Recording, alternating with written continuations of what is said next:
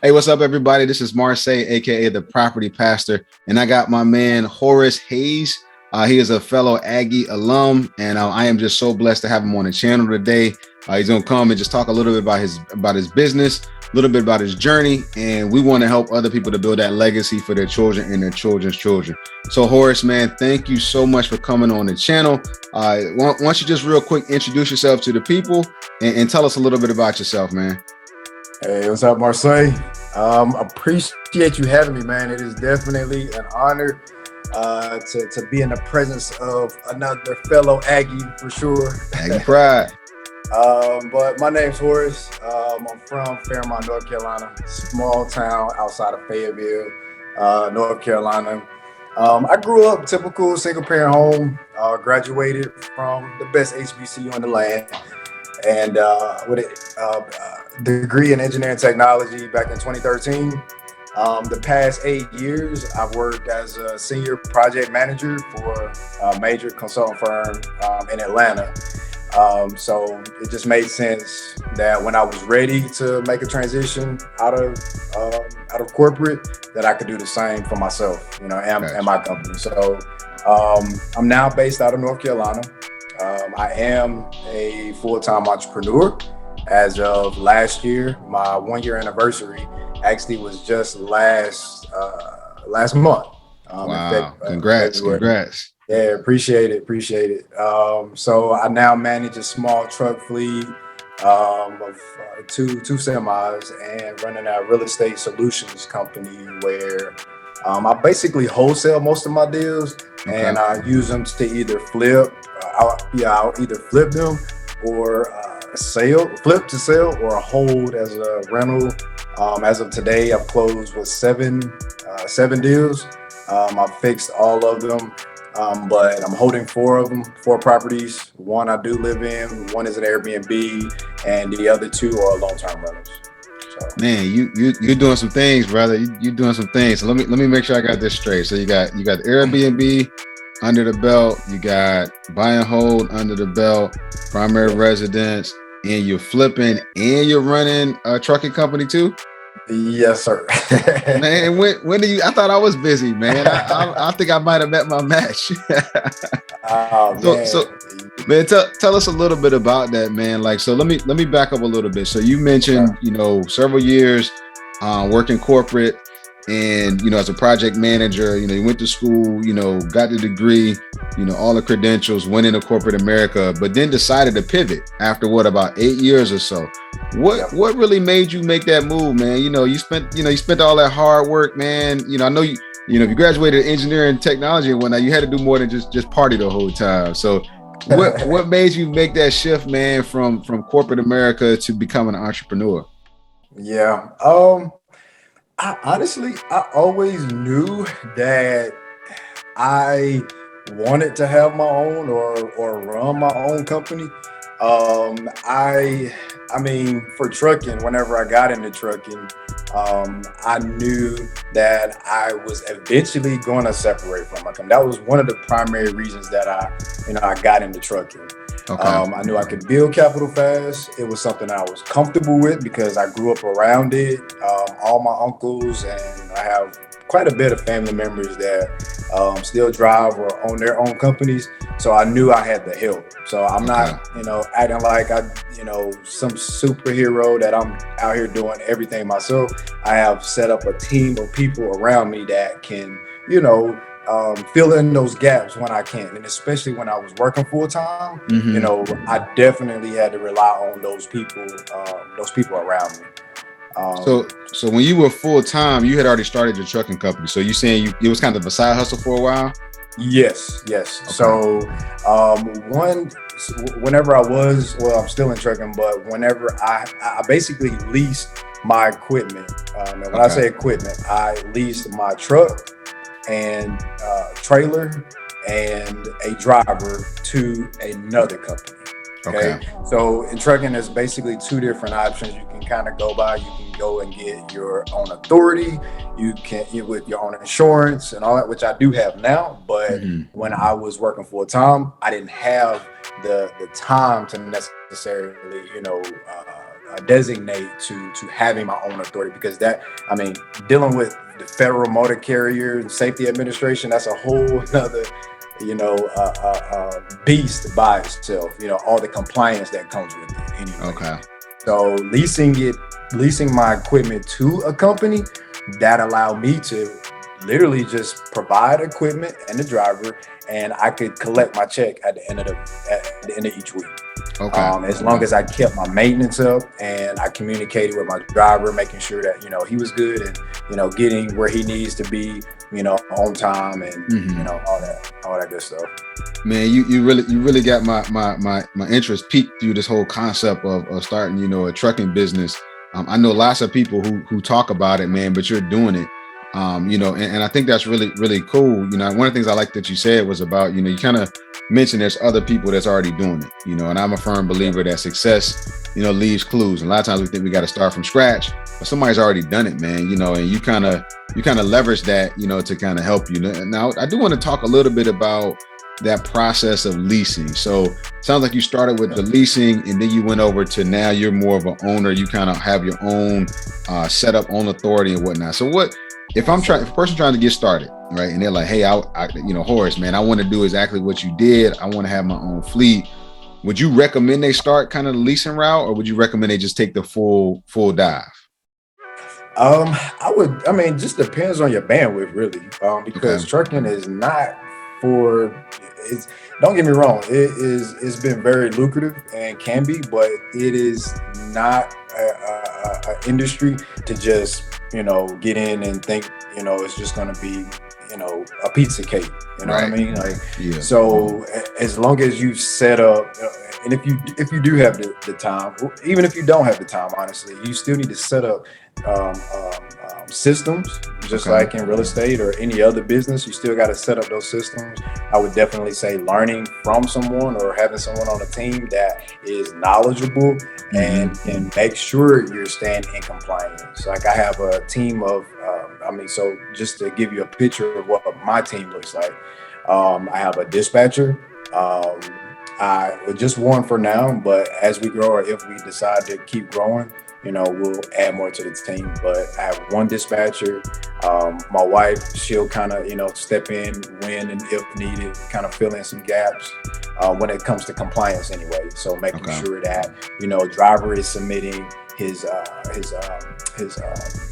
fuel card, his gas, and making sure that his electronic logs are up to date, making sure insurance is paid, like all of those, all of that, making sure that's the compliance side is good, and then making sure we're getting paid. You know what I mean? So that's the important side of it, making sure we're getting paid, not just getting paid, but getting paid on time. Gotcha. That's always important. Yeah. So if you're getting into it now, I would definitely recommend, maybe starting out with the lease. You can, and the reason why I like that route first is because I was able to learn from a large company that is already there. Just like you mentioned in the beginning, like, it's, why recreate the wheel when we don't have to, right? So I was able to really model my business after a company that's been in the business for over 20 years. So I just, took what I learned from them over the past, the 2 years that I was with them, and started my own, just rinse and repeat it. So when it came down to like finding the vehicle, so did you actually lease the truck from the company, or you had to like go find a truck and then kind of say, hey, I got this and I want to work with this large national company? Yes, I found my own equipment first. Okay. And that was when I kind of pulled a family member in to help me finance my first truck, but the second truck literally paid for itself. So after about 6 months, that truck was paid off, and things were going good, and I was able to just use some profit and invest in the next one. Right. So it definitely sounds like trucking is extremely lucrative, but at the same time it's not passive. Would that be a fair statement? It's not a passive type of investment? You definitely creating a job. Yeah. If you not, and it just goes back to the team. You're only as strong as your team. That's right. So you mentioned having a team, building systems in there. Tell us a little bit about a typical day for you, man. When, how early does it start? What's the grind like? A typical day, and we're gonna pivot to your real estate side too. But I want to, because a lot of people are very interested in, starting a trucking business. So what's a typical day like for you? Give the audience just a kind of a glimpse into what that looks like. Yeah, well, most of the day is putting out fires. Seems like more recently anyway. But no, I usually am up around 7. Typically do my morning routine, drinking my tea, meditate, pray, checking emails. My mornings, I kind of try to set them aside for my family because, that's usually family time. I have a heart because a lot of my days tend to stretch later or longer in the evenings. Okay. So I'll use that, the first half of my day for them, and then, hit the gym around lunch. And from there, I'm just making sure I'm checking in with my dispatcher, making sure we have loads on the trucking side anyway, making sure we have loads for the next day, or for that day. I might check in with my driver maybe once, twice a week. One of my family members are actually driving one of my trucks, so I talk to him like every day. Right. But yeah, I mean, checking in once or twice a week most of the time. If I'm putting out fires, I'm putting out fires. If I have an active flip from the real estate side, I usually do like a walk-in or walk-through every day. Every day I'm on a project. I'm doing a walk-through. Even if I'm maybe doing some small work like cleaning, keeping tabs on the project on each side. Yeah. Okay. So sounds like you keep a pretty good pulse on where things are. And is that kind of one of your systems? Is that something that you learned by, try by fire, or is that just kind of how you like to operate? Yeah, I mean, being in corporate, man, for 8 years, it's definitely taught me. And then managing projects, like I was managing multi-million-dollar projects for these, large IT firms. So, man, I just literally took everything that I was taught over the years and took that into my business. Okay. So that has been one thing, and I'm a high communicator. Like I'm one of them. We cannot over communicate. People, I'm sure, probably get tired of hearing me and being a pest, but it's as long as I can be a pleasant pest, they know I'm coming from a good place. Right, I just want to make sure that, hey, this project is still moving. Right. And, I'd rather, especially in trucking, like you have the priority in trucking, or the number one rule in trucking is just getting everywhere on time. Right. So if you have an issue, and when I say putting out fires, we might have a blowout somewhere. We may have a truck, that may be going down for maintenance. As long as we can communicate to that shipper that, we may be having delays, like it's literally all about communicating and building, relationships. I think that's in any industry, right? But yeah. Now, are you driving? Are your trucks doing like, nationwide runs, or is it more like regional type stuff? Yeah, most of the time we're regional. So we're on a dedicated run. Well, one of the trucks I have on a dedicated run. We're traveling about 150 miles one way. Okay. So that is another, I guess that's a part of my system, and that allows me to kind of be hands off. My driver knows where he's going every day. Gotcha. So you just rinse and repeat that same route going back and forth. Okay. Yeah, and that's usually the goal most of the time for most companies, especially small fleet owners like myself. We're trying to get for me anyway. I want to get to a place to where I have, contracts. It just helps you to, have more of a hold on even your finances. You can forecast out a lot further. Right. More predictable. Yeah, everything is a whole lot more predictable. Yeah. So yeah, that's been my goal. I have one truck set up that way, and now we're working on getting the other truck going. So then I'll be able to kind of really like hone in and focus on building the systems for the real estate. So trucking was kind of like a family business then, it sounds like, for you. Definitely grew up around it for sure. But no one in my family actually had, like, they own trucks, right? And they always, they lease their trucks to other companies also. But I was kind of like the first to take the leap and to get my own authority and build the business. So we're now looking into eventually getting our broker's license. So what that is going to allow us to do is negotiate directly with companies, your Home Depots, your Lowe's, like any large company. We're able to go directly to them, negotiate our rates. Hey, this is the equipment we have, and basically cut out the middleman. Right. Gotcha. No, that's big, man. That's big, man. And congrats to you for kind of seeing, having a vision, and I think that's important for everybody, who's watching today, is that, one person may have done it to a certain level, and you don't have people around you to say, well, that's a lot of work, or, I wouldn't do all of that. But have enough, have vision and say, this is what I want to do. And even though nobody else has done it, they might have taken the ball out to the 20-yard line.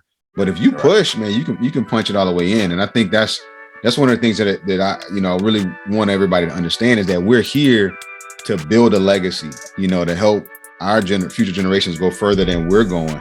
And man, I just really applaud you for doing that, man. That's so amazing to see, kind of growing up around some of the fundamentals, but then looking at it deeper and saying, you know what, I'm gonna use my project management, I'm gonna use my skill set, I'm gonna use my drive and my hustle, and I'm gonna go and take this thing to another level, man. So that's big, man. So much kudos to you, man. That's pretty cool, man.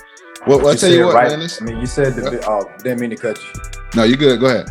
No, you talked about vision, man, and I'm really big on writing my goals down. I mean, the Bible says it, write a vision, make it plain. Make it plain. That's right. So I'm big on writing them down. I'm a very visual person, vision boards and everything. And I don't know if you've even seen the Kanye documentary, but on Netflix. I don't agree. Just a disclaimer: I don't agree with everything this guy says or does. But before there was Ye, or the person who we know him as, he already knew who he was. Right. And he was already walking in that place, 5 years ahead, because the value he brought. And even when there was naysayers, man, he looked past that, and he didn't let it stop him, man. And so no, that's huge, man. I did a video one time. They talked about mindset over skill set.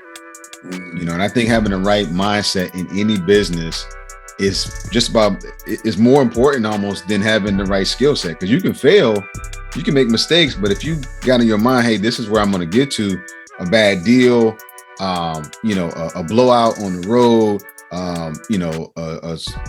one of your drivers quit, lead a load on the middle of the highway or whatever. Hopefully that's a whole nother story. That's a whole nother story. But all of those things, right? I can just see you, right? Okay, in the midst of struggle, in the midst of difficulty, like, okay, but that's my vision. That's my goal, and nothing's going to stop me from getting there. And that's so important, because this is more important than even, learning how to write the contracts. I mean, granted, those are important, but you're going to learn those things because they're a part of your vision.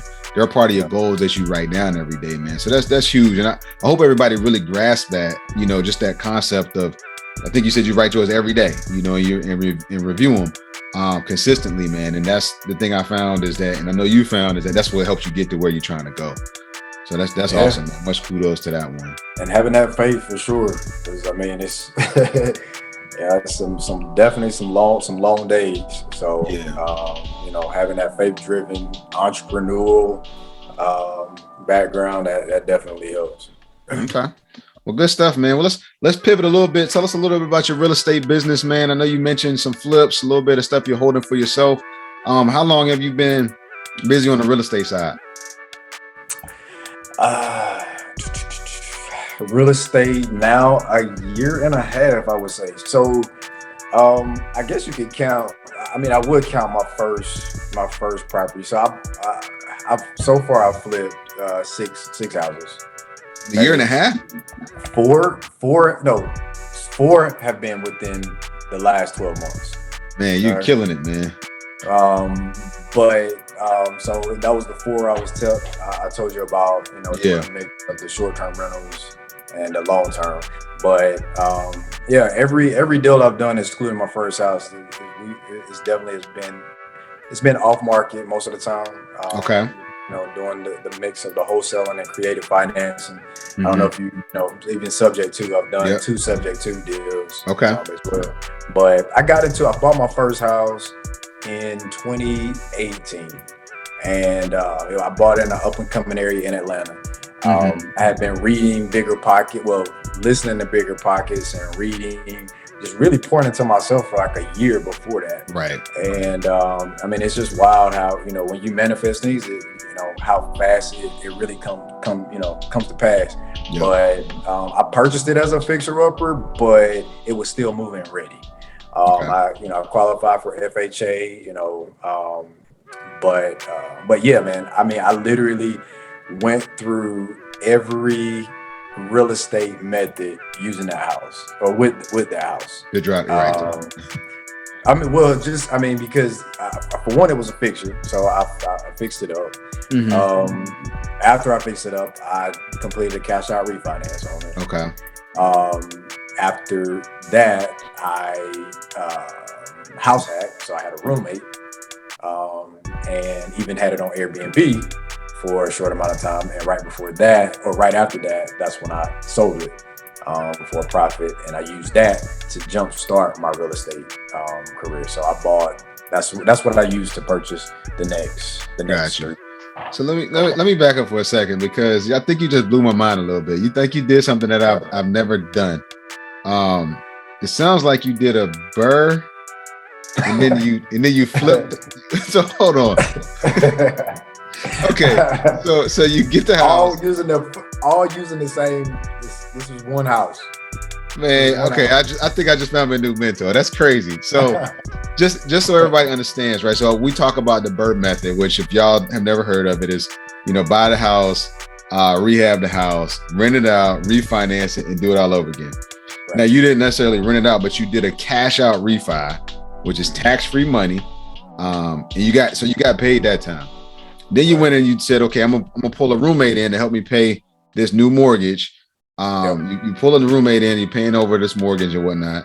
Then on top of it, you decide to sell it for another payday on top of it. Well, the Airbnb, can't forget. Oh, that's right. You Airbnb'd it, which is great profit on top of that. And then you finally said, okay, I'm going to sell this. Now, granted, you have some tax hits on the sales side, but the cash out refi side, man, you really squeeze every ounce of value out of this house, it sounds like. I did, man, and it wasn't even intentional, honestly. Because I was still getting into it. Don't get me wrong, I was learning. Yeah. So, and I was, to an extent knowledgeable, but it was my first time, going through each one of those methods. So that really gave me the confidence, like, hey, I can do this again. So, and I don't get me wrong, I love the house, but I knew I couldn't be tied to, something material. Right. So after I sold that, I profited almost a six-figure, it was almost a six-figure profit just from the sale of the house. So, and that's what, allowed me to kind of. That's big. And that's one of the wonderful things about real estate for everybody who's listening, is that once you get a few deals under your belt, number one, you can do it again. Number two, you can scale it, right? So you start to refinance, you start to sell, and those things give you more seed money to either buy more flips, to buy more rentals, to buy more bird deals. And that's kind of how that snowball all gets started, and you did it all kind of in one deal. So that's pretty amazing, man. In terms of finding it, so you mentioned you do a lot of stuff in the off-market space, which I love the off-market space because that's where creativity is. How are you finding deals off market? So are you doing your own marketing? Because I think you mentioned you do some wholesaling too. So are you doing like cold call, mailers? What's your marketing makeup look like? So right now, that's one thing I'm actually working on. I just partnered with the local wholesaler here, and he has his systems like down packed. Okay. His all his software, his systems, his management software. That's where I've been trying to get. So Okay. what I've been doing so far has been very manual. Driving for dollars. Don't get me wrong, it's working. It works. Yeah. It's a lot of time, but it works. It's hard to scale that way, Right. and then especially with me having multiple things going on, it's hard. But I find myself even like just fitting even driving for dollars into my normal day, even like at the end of the day, or if I'm just in the car in the middle of the day, I may circle through a neighborhood that I've never been in. It's like, okay, well, let me just check this out while I'm over here, or it becomes almost a game for me. But that's mainly how I've been finding deals. And marketing, I use Deal Machine like 100% of the time. I don't know if you've used them a lot, but yeah, it's been super helpful. That's Facebook, of course, has been super helpful. Whenever I find out who the owner is, I've closed 2 deals through Facebook. Literally negotiating and everything through Facebook. Right. So, but yeah, that's big, man. Right now. I've definitely, Deal Machine is gold. I love Deal Machine. PropStream, of course. Yeah, PropStream. I use Batch Leads. I use a company now called Ballpoint Marketing, which does mailers for me. But yeah, off market, y'all, that's right now in the real estate space. I tell people a lot of times when they come to talk about where do I find a house, if you're looking on the MLS, you're paying top dollar and everybody else sees it. So if you can figure out how to get into the off market space by driving for dollars, by partnering with a wholesaler, starting to do things like that, you're going to get a lot more value. But I think you also have a lot more flexibility too. Like you talked about negotiating on Facebook, right? You can't do that through a realtor, so I think getting to that spot of being able to kind of name your price and work through, those are really important. One other thing I want to hit on, man, you talked about creative financing. One question that a lot of people ask me is that, how did you learn it? I know I've got my ways that I've learned it, the courses I've taken and things like that. But how did you learn creative financing? You mentioned Bigger Pockets earlier, but what did you use to learn creative financing? What I always use, YouTube University, man. I don't know if you follow Pace Morby, but in the subject to space, man, he is, he's that guy. And I followed him, Max Maxwell in the wholesale space anyway. I was noticing, I'm always looking for opportunity. Like that's just how my mind works. And I noticed a lot of wholesalers, even these experienced wholesalers, they were walking away from deals. Yep. You know what I mean? So I was like, well, if I can step into that gap, because there was an opportunity. Was it my first? Yeah, my first subject to deal. This lady, it was in an up and coming area. I saw the potential in the house, but everybody was walking away from her. And they either were super lowballing her, or it wasn't a deal at all. So I went in and I thought about, I gave her an offer, but I even had to sit on it for a few months, like 2 months before I even went back to her. And I went back to her with some options. And I was like, okay, well, we can't buy it straight out because it would be too much of a risk if we, came out of pocket with the purchase and the renovation, because that's where the issue was. It needed a lot of work. Gotcha. So this was a sub 2 and a rehab then? Yes. Gotcha. So I was able to lock it in. She did have a mortgage on it. So I assumed the mortgage and relieved her of that immediately. But then I was able to just come out of pocket. She didn't even ask for a down payment or anything. Of course I put some down, just a small $500. But then now, was she behind at all on her mortgage, or pretty much she was current? I think she was behind maybe a month. She was getting to that point to where she was ready to just like let it go. It was becoming more of a burden than anything. Yeah. So, but yeah, I renovated it. I did come out of pocket some of those proceeds that I got from the first house for my son. I used that to flip. So we didn't even deal with the bank any for this. Oh, wow. Okay. So you pretty much funded. Now before, because we've gone down this road a little bit, really digging into this deal, which is a great concept.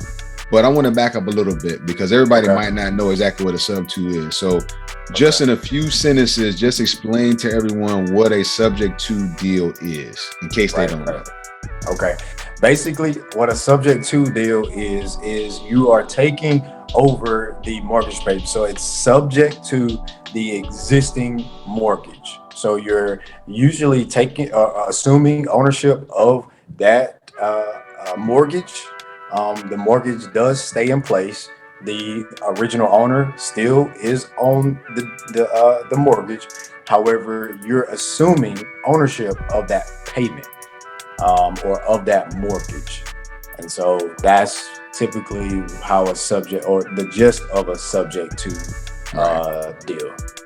So in it, right? Because some folks, so you actually took this subject to deal, you took over the existing mortgage, took over the payments. Her name stayed on that mortgage note though, right? Yes. So, and that's one of the risks that she would be taking, but she, like you mentioned, it was getting to that point of being a burden, right? She was like, I got to get rid of this. So you came and you did what? You solved a problem, right? You solved her problem and you profited from it. So sounds like, so the scope of the deal was assume, subject to, rehab, and then how did you disposition? Did you actually flip this afterwards? I did. Okay. I flipped this property. So just to give you some numbers, I purchased it for, we locked it in on the contract for $25,000. Okay. I put in about $58,000. Okay. And there were some closing costs, involved in that as well. Maybe $2,000-$3,000. And she at the flip, so I did sell it for around $155. Okay. Well, no, it was $155. So that was a pretty solid, profit on that one. It actually performed better than I thought it would. Okay. We initially, it was supposed to be ARV of around like 130, 125 to 130. But as the market turned, it was like right at the end or right at the height of the pandemic. Okay. And, everybody was afraid to be, to kind of to see where real estate was going to go. And it done the opposite of what everybody thought. Right. Everybody thought it was going to tank, and then people started buying houses like crazy and driving prices up. Yeah. But you talked about risk in that too. So some people look at subject to as risk because the risk in a subject to deal is that they can call the mortgage due on sale. Right, due on sale clause. The due on sale clause, meaning that if they find out there has been a change in ownership or a change in the deed, because that is a change in the deed because I'm added to the deed. You've been added to it, right? Yes, that's what secures my interest in the property. Right. So I'm added to the deed, and if there's a clause in there, you can be that full mortgage can be asked. To be called, right? Yeah, they could call and say, hey, you owe us the balance of the mortgage. Right. Okay. But I found a workaround that they actually have insurance. I just found this out. They actually have due on sale insurance. I've never heard of that. Yes. Yes. So I learned that from Pace. I was watching, I'm constantly watching his YouTube videos, but he mentioned it one day and I started doing the research on it, and there are a few companies that offer it. Wow. So that it completely, eliminates the risks in it. Yeah, you go into it with pretty much all, some whatever that coverage is, but your upside is tremendous. So that's cool, man. I do a lot of studying on on creative finance, and I've never done a subject to, but I do lease options, do seller financing. And the thing about, I want to encourage everybody to really learn that, right? First of all, learn the fundamentals of real estate investing, but then start to learn this creative financing stuff, because just like Horace mentioned, people were walking away from deals, and people will walk away from deals that if you have the tools, you can go in and benefit greatly because of your knowledge, because of your skill set, So I think that's important, man, to be kind of continuously learning. And that's a home run kind of deal. Tell me a little bit about how are you primarily funding just from yourself? So in other words, flips, capital, are you using any kind of private money, or are you pretty much just scaling from, sales and from profits from your business? Yeah, just depends on what that deal is. So most of the time, if we're doing a subject to deal, I will use my own capital because I'm just assuming the mortgage, and it's a lot faster and easier to just use my own capital. Right? Clean, yeah. But yeah, exactly. But if it's a full flip and I'm purchasing for a flip, through a bank, yes, I do have a hard money lender that I just started working with, and I've used them twice now. The last two deals the last deal after it was renovated, it was also a subject to. It was my second subject to, but after it was renovated, I decided to keep it, and I just done a cash out refinance on that property after we finished fixing it. Got you.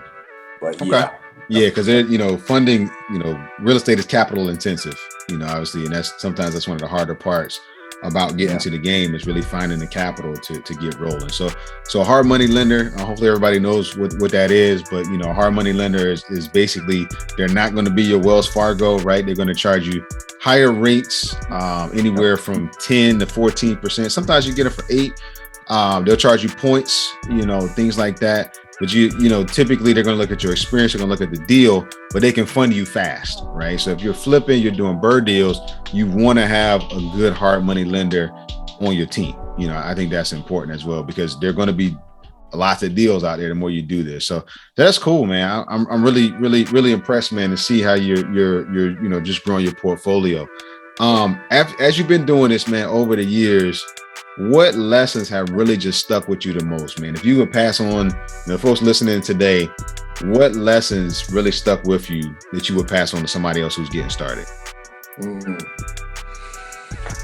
Lessons. Oh man, I would say for me, especially actually in any industry, from trucking or real estate, I would say stick to the numbers, man. I can't stress that enough. Yeah, because I maybe 2 deals ago, I did end up overpaying for a property. Now it still worked out. Mm-hmm. I was still able to, come out of it, not losing anything. Sure. But it could have been better. You left some on the table. Oh yeah. Enough. So because I was really hell-bent on getting, I wanted the house so bad. I was tied to it emotionally. Okay. I had put some time into negotiating with this seller, and he just would not budge. So I was like, you know what? We'll figure it out. So but like I said, it still worked out, but sticking to the numbers. And even in trucking, we still have to be very strategic about, even when we're getting loads or booking loads. Like, I have a qualifications list to book a load, right? Mm-hmm. If it's not at minimum $2.90 a mile to $3 a mile, it's a no-go. You know what I mean? So you have screening criteria up front to help you prevent you from getting attached to that load like you did to the house you talking about. Yeah. You got to get the emotions out of there for sure. But, right. Stick to those numbers. That would definitely be the lesson I had to learn for sure. Okay. Gotcha. So you have mentioned some really good tools so far in terms of your goal setting. Some of the things you've been reading, like Following Pace, YouTube University, Bigger Pockets. Any other tools that have really helped you, man? That think that when it comes down to your toolkit, this is one of the essentials, or these are some of the essentials that you definitely want to have. Any other tools or resources that you would recommend to people? Tools. Outside of Deal Machine, I kind of mentioned that, right? Deal Machine. Yep. And Deal Machine, if anyone does not know, I use that when I'm driving for dollars. It allows me to look up the owners, skip trace, everything from sitting out in front of the house. I can do everything sitting out front. Deal Machine, Prop Stream on the real estate side. Tools, even from trucking, I use DAT board, DAT board. It's a load board that we use to get loads. And there's quite a bit of them. There's a number of load boards. It's even Uber even has their own load board called Uber Freight. Oh wow. Which is everything. It's huge, man. The that load board, that's what I use primarily. Tools. Yeah, I'd say that's about it. Yeah. Excellent, man. Any books that you would recommend if you could pick one or two books people should definitely read, any of those that you would recommend? In the beginning of my investing career, and even now, I listen to a lot of podcasts, but I read a lot of self-development material. Okay. Books that I found super helpful was Mindset. I don't know if you've heard of it. Mindset by Carol Dweck. Carol Dweck, yes sir. Yeah, growth mindset all day. Man, that's a foundational book for sure. Yeah, man. yeah. All right, because I mean, even like as an entrepreneur, like everything starts with the mindset, right? Like we have the ability to choose to stay where we are. We got the ability to build something, to set us up for success. Yeah, so, I love that book, man. I probably read it like 2 or 3 times. Same here, man. Same here. And I think they have an Audible version too. So I try to, I try to cut out music sometimes in the car and put that on, or put a podcast or a book on that kind of just keeps the momentum for me, focus on good, man. Good happens. So good stuff. Yep. Yeah, and just you hit on the whole, importance of reading and continuous education. You go to high school, go to college, you learn things, but that's not the end. You have to keep feeding your mind, and I think, take advantage of that drive, the commute that people have, for all the listeners, if you got a 15-minute commute, that's 30 minutes a day. You could be soaking up a podcast or a book. If you exercise, go to the gym or whatever, I know you like to get hyped, and get pumped, but at the same time, you could be having, some great content, going into your ears to really shift and build up that mindset. So that's great advice, man.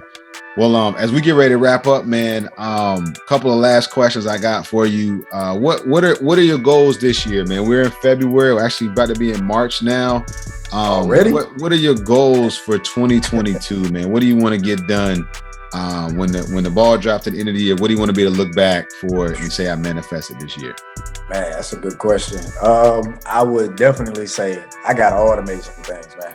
I got to put some systems in place for my businesses. I want to be able to say I'm working not in them, but on them. On them, what I mean? So. Yep. I definitely want to hire a virtual assistant. I've been doing a lot of research on VAs. Okay. So, that's just going to allow me to create, more opportunities and grow the business. Focusing on, those KPIs. I mean, both on the trucking side and the real estate side, because, that'll be, where those gaps are, that'll help me to be more efficient, in those areas. So, and then looking to start partnering. I haven't had a lot of partners, in the past, but I am starting to, look into getting a partner. I have people that are interested in partnering, but I'm now, looking at those opportunities as well. So. Okay, cool. It's funny you say that, man. One of my mentors last year challenged me to partner with more people, and I'm doing them now. And I got a deal under contract now with a partner, and I'm looking at another one down the road. So it feels kind of weird, but then when you do it, you're like, why did I not do this sooner? Well, cool, man. I'm definitely, just standing with you, man. Believing for those things to come to pass in your life, man. And I guess, what would you say is the ultimate end game? Is it, do you have a financial independence number you're trying to hit? Do you just want to have, 5 million houses and a fleet of trucks? What's the end game look like for you? Or do you just love the grind? Yeah, man. I mean, I like the grind. Don't get me wrong, but I definitely want to be able to sit back real soon. So I want to have I want to have enough passive income to give me the flexibility to be creative. Okay. And really just make a difference, man. Like that's my end game. Right. I know I'm more valuable working on other areas or other areas in the business. Like I said, versus working in it. I want to eventually develop communities where I can be innovative and creative. Really solving a need, man. Like that's really where I see me being the most valuable. I definitely want to start doing some coaching as well. I'm already doing. I'll get folks asking through social media, and I've done some coaching, but I definitely want to take that more serious. Right, a little bit more formal. Yeah. Start doing some social media, even some classes and everything else. So got you. Yeah.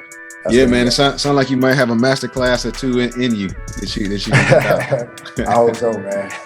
Yeah. Trying to get where you are one day, man. Man, hey, we all on a journey, bro. We are all on this journey, man, and we're here to add value to each other, here to give back, man. And I think that's I'm just blessed by what you're doing, man, and just proud of to have being able to come across you, man, and see your grind, see your passion. And I know it's big things in store for you, man. And as we get ready to wrap this thing up, man, what do you like to do when you're not chasing that, putting down fires, when you're not, checking on a flip, when you're getting to do what you want to do, man? What is it that you enjoy doing when you're not in the midst of the grind? Man, so you mean before a pandemic, before a new baby? If you could pick it, whatever you got to do, when you got to do it. All this, it would definitely be anything outdoors, man. I love even like hiking, fishing, working out. I love cars, so I do want to eventually be able to, finish restoring my SS one day. Nice. So yeah, man, that's about it. Yeah, that's cool, man. That's pretty cool, man. Well, man, how can people find you, man? Folks are checking you out on the interview, man, and they want to look you up and follow your journey, man. How can people get in contact with you? You can find me on Instagram at Horace Hayes, Haze, Hayes. So yeah, that's where I am. Okay. Cool. Well, we'll have your contact information, your Instagram profile and whatnot in the description to the video and down in the description section. And man, I can't thank you enough for coming on today, man. I know you're an inspiration to many. You're where I wish I was, 10 years ago, and I think just looking at what you're doing, man, when it's great things ahead, keep the grind up, man, keep the hard work ahead, man. You got so much in you, and we are obviously both Aggies, but yes, I'm just proud to be associated and proud to have you on today. And man, wishing nothing but the best for you, man. Blessings to you and your family. Again, man, thank you so much for coming on today. And we'll be talking soon, man. All right, man. I appreciate it. All right, man. Appreciate you.